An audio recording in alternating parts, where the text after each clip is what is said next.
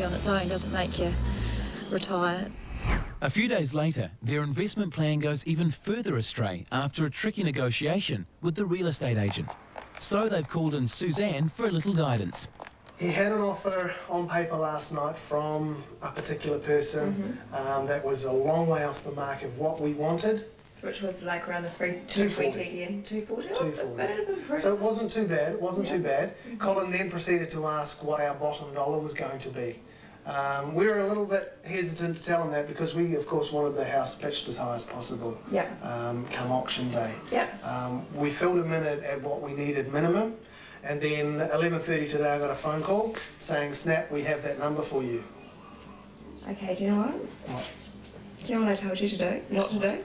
Not to tell them anything about your money and what you want. I know. So you broke number 1 rule. Actually, you've broken lots of rules. Oh yeah, but you know, this is stressful. Just going along doing your own thing. Okay, all right. I don't think the show's over yet. So he's bringing you an offer of 265? 265. I think that you need to be quite realistic with it, but I also think that it's your prerogative to make sure that you've got absolute top dollar, and there is no reason why you can't counter-offer it, and when you counter-offer it, be very reasonable. Don't go to 280 or, you know, 275. Go to 270. Without delay, Chris and Waverley call in their agent to make a counter-offer, but he insists there's no point. I had a meeting to just go over again the offer with the purchaser to see if there was any more money, and I have got confirmation here that that's his very, very best offer. He is prepared to walk from it. So now they must decide whether to accept the offer or to go forward with the auction. If that offer wasn't such a good offer, and it was in keeping with the other offers we've had, I'd say, well, so be it. Yeah. Let's play the game with them. Yeah. It just scares me that it's sort of $20,000 above what a registered valuer says it's worth. If on the auction day you got 264 and a half, and that was the best you had on auction day, what would your thoughts be? I'd sell it. Okay.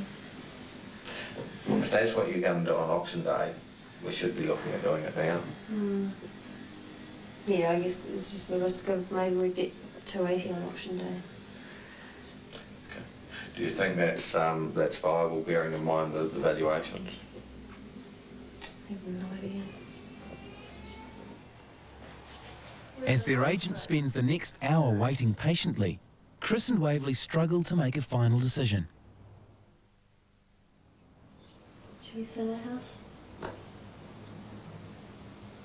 If you're happy to. Sweet? Yeah, let's do it. Okay.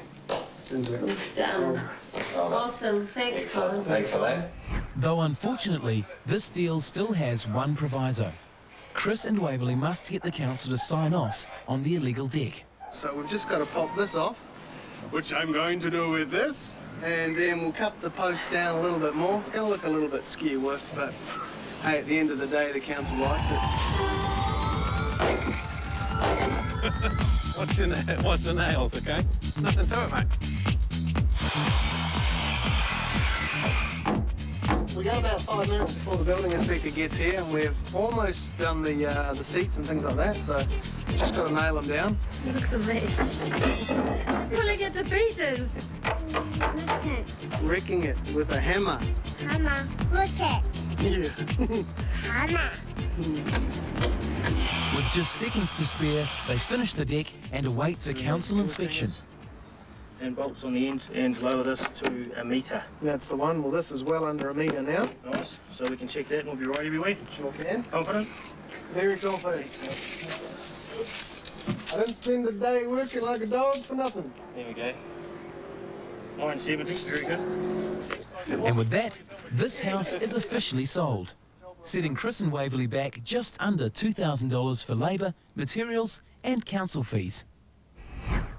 As for the issue of where they're moving to, for the time being, they'll just have to rent. Who bought this stupid thing? It's me. And while that's the best solution in the short term, Stephen has a few concerns. Obviously, you've got to make sure that you've got shelter and a roof over your head and all of those things. But beware of the rental trap. You know, you can get comfortable in rented accommodation, and it makes no sense at all you looking for an investment property to rent out while you're paying rent yourself. It just does not make good financial sense in my book. So keep it to a minimum, but by all means use that opportunity to research it and find the right property. But don't spend too long paying rent, okay? Okay. Though 3 months on, Chris and Waverley are still renting as they continue the search for the ideal investment. What we're going to do now is try and look around for another place, manage it ourselves, and then just start the portfolio from there and just try and buy as many houses as possible, I think.